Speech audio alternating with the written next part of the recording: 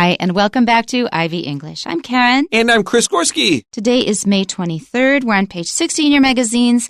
And today we have a really interesting topic, something I didn't know about before. Our title is Art on the Moon. Yeah, that sounds unusual because there's not a whole lot up on the moon except that flag pretty much at this point and maybe some space junk. And craters. Yeah. Pay attention to the moon. In fact, at our sister magazine, Enjoy English, we have an article discussing the moon, and we also talk about the phases of the moon. And so we have capital M when we're talking about our moon, the thing that we see in our sky. Just like the Earth. Just like the Earth, just like the sun. But if we're talking about, say, Jupiter, the biggest planet, Jupiter's moons, that's little m. The phases of the moon will all be lowercase. Try to pay attention to that. It won't come up too much today, but it is a really common mistake among native speakers. I see it regularly written incorrectly online. That's something to watch out for. Let's start our article. Our title again is Art on the Moon. Art can be found almost everywhere on Earth. There are statues on mountaintops, sculptures beneath the sea, and art exhibits held in the middle of deserts. A group of over 30,000 artists has recently come together to place their works in an entirely new location, the moon. The project, named the Lunar Codex, is dividing pieces they've gathered into 5 collections. The first one, the Orion Collection, was already launched into space to orbit around the moon in 2022 on NASA's Orion spacecraft. The other 4 will be flown to different destinations on the moon in future landing missions. The Lunar Codex was founded by Canadian physicist, artist, and entrepreneur Samuel Peralta. Growing up with a passion for both writing poetry and learning about space, Peralta dreamed of sending his poems to the moon one day. Upon discovering that some lunar landing missions were selling spare cargo space on the ships, he reserved spots on 5 missions. While the primary objectives of these missions are to deliver lunar landers for scientific experiments, private organizations have been given the opportunity to reserve any spare cargo space for various purposes. Peralta wants to ensure that the artwork included in the Lunar Codex represents diverse artists and various artistic mediums. The collections currently have works from over 162 different countries. These include works from painters, photographers, writers, filmmakers, and more. Each piece of artwork will be miniaturized onto nickel plates that can be read with a microscope. Content such as music and movies will be saved on digital cards instead. While the idea of humanity colonizing the moon was long just thought of as science fiction, countries worldwide are now seriously considering this possibility. Samuel Peralta hopes that the Lunar Codex can be the start of art and culture on the moon. This is interesting, but it is not the first such effort because on previous outer space missions, a lot of people sent things into outer space that they hoped maybe someday, if there was life, somebody could discover it and decipher it. This is not the first time. We have a story about this exact topic and one of the more bizarre details of that story coming up later. All right. Now, that is a cliffhanger. Let's go back to the beginning. Art on the Moon. It's a very straightforward title. Art can be found almost everywhere on Earth. Now, they remember to capitalize Earth. Well, of course, we're an English teaching magazine, but that kind of reminds you that we're now talking about space. We're talking about Earth's position in relation to other celestial bodies. And by that, we just mean other things that are out in space. So we've already started, talking about Earth, but we're not going to just keep on talking about Earth. There are statues on mountaintops, sculptures beneath the sea, and art exhibits held in the middle of deserts. Now, that's just expanding on the idea of art on Earth.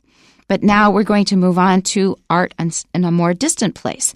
A group of over 30,000 artists has recently come together to place their works in an entirely new location, the moon. So I delightfully was hiking one year in Taiwan, and I was in the town of Pingxi, actually, and there were these really unusual trails. You had to scale ladders to get higher up on these little mountaintops. And I was not aware of this, but as I climbed to many of the mountaintops, there were these statues that that were heavy. And they got to these extremely narrow peaks with no real way down. And I just thought it was such a delightful little surprise to get to the top of this very narrow path to the very tip of this little mountain, and pow, here's a statue. And I just thought that I imagined the person deciding I want a statue here, getting the statue, and this was not a light object. Like, they must have had to work very hard to get it up there. I still think of statues on mountaintops, and I think of Pingxi right away. Sort of like discovering the pyramids. Okay. The project, named the Lunar Codex, is dividing pieces they've gathered into 5 collections. So the name of the program here, or the project, is Lunar Codex. Lunar just means having to do with the moon. For example, we talk about the Chinese New Year as being the Lunar New Year. And Codex is a collection of things in a special format that may not be that easy to read. And they have a whole bunch of things that they've collected, and they are now dividing them into 5 collections of things. And we'll find out what's going on with them soon. A codex is literally Latin for a tree trunk. Today, when we think about books, they're, you open the cover and you read left to right. Books for a long time were not in this fashion. They were long scrolls, and the original Latin scrolls were just made out of tree trunks, out of parts of their tree pulled out into long sheets. And so codex, just think of the word book. It's not a perfect simile, but mentally that's what it means. The first one, the Orion Collection, was already launched into space to orbit around the moon in 2022 on NASA's Orion spacecraft. That's pretty straightforward. So they have 5 collections. The first one went with a mission in 2022 around the moon in NASA's Orion spacecraft. That was the name of the spaceship. The other 4 will be flown to different destinations on the moon in future landing missions. So they've got the other ones ready for future missions, and they're going to put one of these on each of those missions. Be careful. We like to say on the moon because the moon is in the sea of outer space. Just like you would say you are on a small island, we use that with the same way we talk about the moon, because space in many ways is kind of like you're on a spaceship. It's kind of like being in the outer space ocean. Actually, with Taiwan, it's not that consistent. People often say, I'm in Taiwan, I'm on Taiwan. There's a reason for this, and generally speaking, the outer lying islands of Taiwan, you might say you're on Green Island, you're on Orchid Island, because they're not their own individual kind of country, and that's where the in and on different comes from. Kind of linguistically, mentally, where are you? And so that's why we're going to say you're in a place versus on an island. And you will hear a variation between the two in the media. Be careful of the word mission. Mission actually, okay, so we talked about missions a little bit earlier. A mission is an important trip that you are going to do a specific thing. You are leaving here to go to a place to do this important thing. For example, collecting some moon rocks. That's right, the lunar missions. Let's look at MISS. There are 2 ways to use this. We could use MIS or MIT. And in Latin, MIS and MIT are both about sending something to some place. For example, we might talk about emitting gases, and that we're sending gases out of maybe the back of your car. We can dismiss something. That uses that MISS. When we dismiss somebody, we tell them to go away. A mission here, don't use Chinese, MISS, it has that SH sound, mission. Okay, very good. All right, second paragraph. The Lunar Codex was founded by Canadian physicist, artist, and entrepreneur Samuel Peralta. So this is pretty straightforward, but a physicist is somebody who studies physics. Artist is straightforward. Entrepreneur is somebody who's creating a new business. Growing up with a passion for both writing poetry and learning about space, Peralta dreamed of sending his poems to the moon one day. That's an oddly specific dream, but I enjoy that. Yeah, I thought so too, because I would think not many people are going to read or see my works if it goes to the moon. So passion is a great word because we know passion means great love, but as a matter of fact, it's the Latin word for pain, to hurt. So if you really love something, you love it so much that it hurts to be without it. So this person grows up with a deep, deep love. Right. And that meaning of the word comes through when we talk about the passion of Christ. That's right. That's his suffering. So poetry is uncountable. Don't forget about that. But poems is a countable word. Okay, that's beautiful poetry. That's a beautiful poem. Upon discovering that some lunar landing missions were selling spare cargo space on the ships, he reserved spots on 5 missions. This is a man that he must be a good entrepreneur because he saw an opportunity and he just dove on it. So a lunar mission, of course, we're sending something to the moon here, and spare cargo. Cargo is the word for like your space that you could carry things to another place when you are going on a mission. But weight is a very important consideration when you're sending something to the moon or into outer space.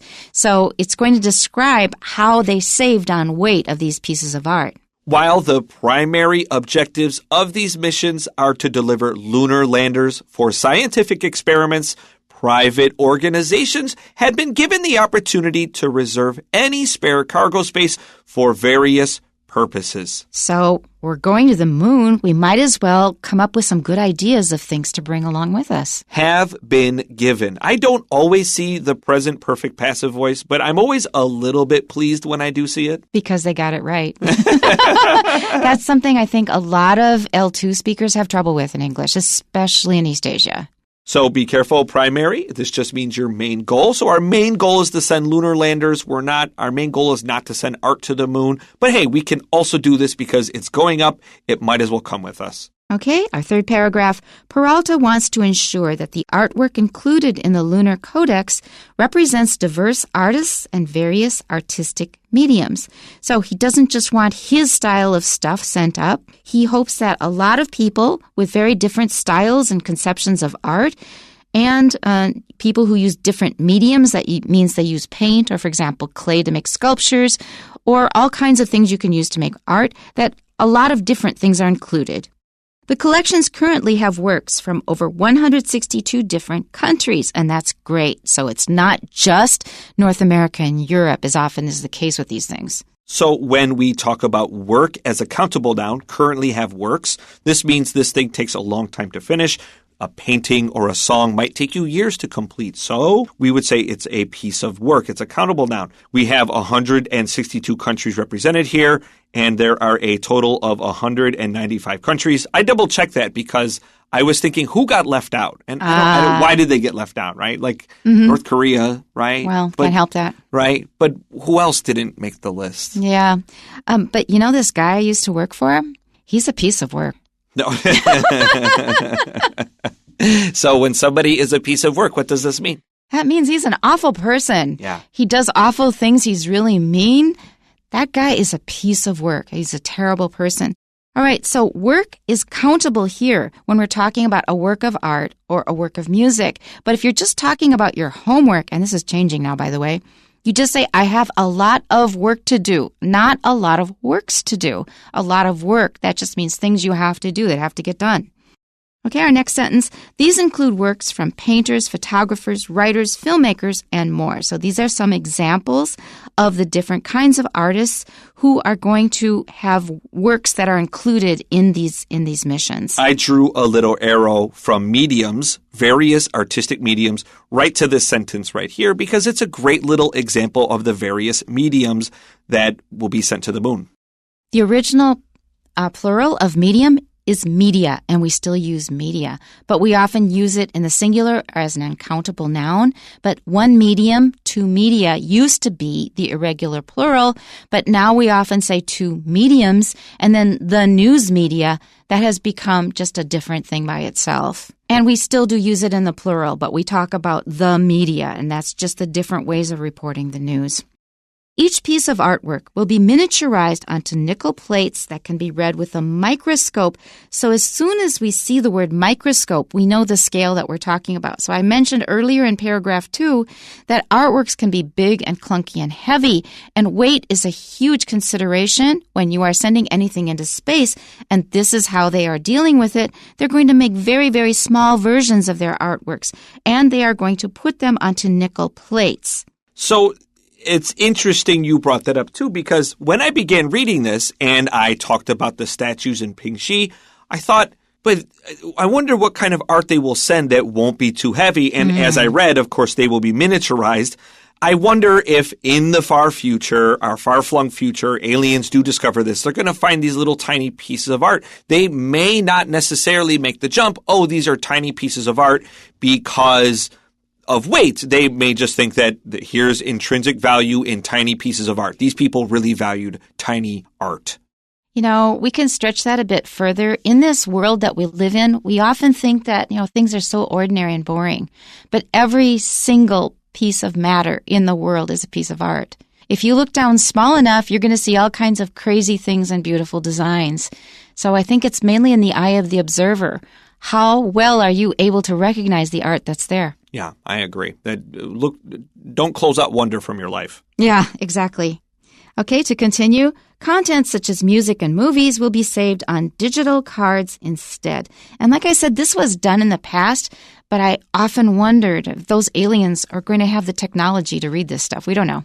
That's true. In fact, scientists, when they were planning this, they anticipated that aliens would not have the ability to read the information they send, but they did at least consider it. They had the famed physicist Carl Sagan kind of at the top of this project, and he thought about it, and he tried to send data that if you were able to get into space, you would necessarily need some kinds of technology, at least based on our understanding of how you can escape your atmosphere. And so some of these technologies were adapted. Ultimately, what Karen is referring to is the Voyager spacecrafts that first went into space in 1978. That's a long time ago. A long time ago. And attached to Voyager, there were golden records filled with information about our world and humans in general. You can see the content of the golden records of Voyager on YouTube today. It's very fascinating to look at.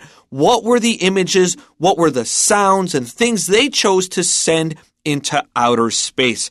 I encourage everybody to watch it on YouTube. It's really a fascinating depiction of our world in general. And some of the things from our own world may be kind of alien to young people now. That's absolutely true. There are some very dated technologies. Now, we mentioned music here, and the Voyager team wanted to include music, and they included some of the most famous songs across history. They also wanted to include the 1969 Beatles song called Here Comes the Sun, which is a fantastic song. But the record company EMI, they said no.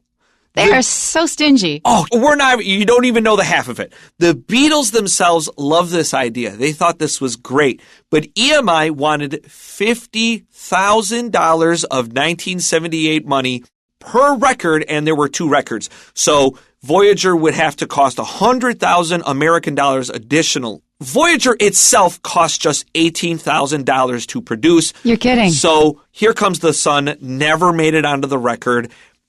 They were so worried about their copyright that they were not willing to fling this song off into the ages for all time. Greedy businessmen. Okay, our last paragraph.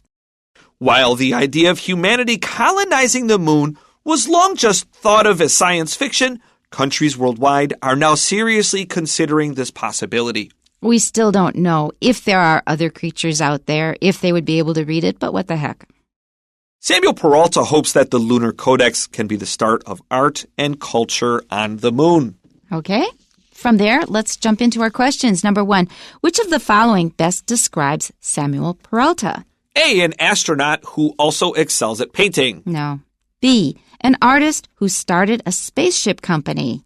That's also no. Letter C, a person with expertise in physics, art, and business. That's our man. That's the correct answer. And D, a physician with a dream to live on the moon one day. No, not that crazy.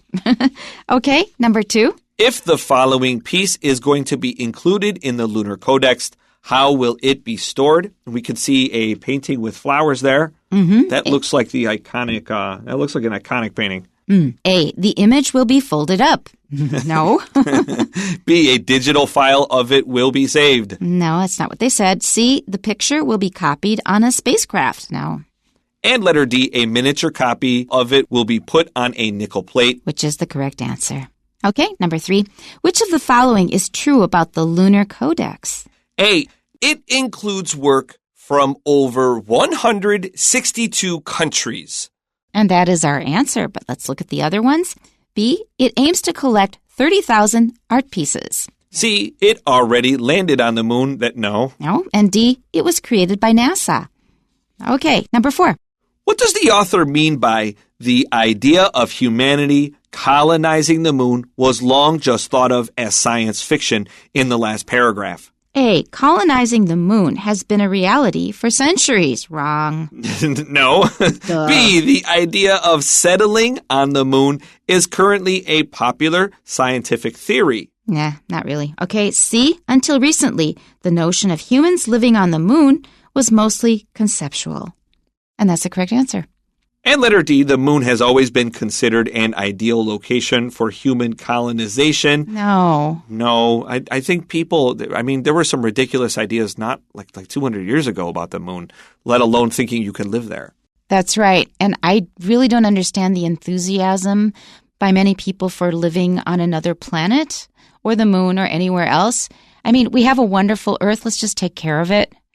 So I understand the idea why people are pushing for colonization right now. Especially of Mars. Especially of Mars, and it's moved on from the moon. So initially there were these moon-based ideas, but it's gone to Mars, and that's because that we do know what will happen to the sun eventually. The sun is going to become what's called a red giant, and the Earth will be burnt to a crisp, if not be completely engulfed by the sun. If the human species can last that long, we will go extinct then. So in order to begin self-preservation, you need to begin the ability to travel into space today. It's going to be very hard. We need to expand the ability of our science to get outside of the solar system to find the next suitable star. This is going to take thousands of years and thousands of generations of humans. I am not a big fan of a guy like Elon Musk, but a broken clock is right twice a day. And the great Onion quote that the worst guy you know just made a great point. He really is 100% on here that humans, if we are to survive as a species, if we are to save anything of our history on this planet, it must be done off this planet eventually. Okay, it's not something I'm going to concern myself with, I have to say. Yeah, I'm not particularly worried about myself. But he is right about this, that it's not my problem, but it's somebody's problem someday, and they will need our help starting very soon. Okay, interesting point of view. Karen, let me ask you, since we are talking about the moon, and for a long time, getting to the moon was like the thing of the Cold War. Can you kind of reflect on some of your memories of remembering like about the space race and like the getting to the moon in the first place? Oh, absolutely. Like when I was in second grade, I think that was when John Glenn went out into space and orbited the Earth. That was a huge big deal. Kennedy said, we're going to get to the moon before the end of this decade. And he did when I was in 8th grade. So those are my memories. And I think I still have the newspaper from then. Do you remember, now you were in second grade, do you remember the anxiety many Americans felt as the Soviet Union, the USSR, honestly, they were beating the U.S. in terms of the sheer number of first women in space, first satellites, the first people in space, the first dog, the first successful landing. Scientifically, the Soviet Union was outpacing the U.S. by a lot until it got to the very big goal. Do you remember like the anxiety that people felt about this? I do, but my feeling was I don't want nuclear war. I didn't really care about that if somebody else wins. That's an ego thing. But I didn't want nuclear war. And that's what I think they scared us with back at that time. But it's so funny because there were plans too for like the early space stations between the Soviet Union and the U.S. and just the leaders at the top were too hard-headed. How could we possibly work with those guys to better advance everybody? Everybody was just worried about like Star Wars and just shooting lasers on each other. But later on we did. We did it. Okay, and that's it for today. We'll see you next time. Bye-bye. Take care.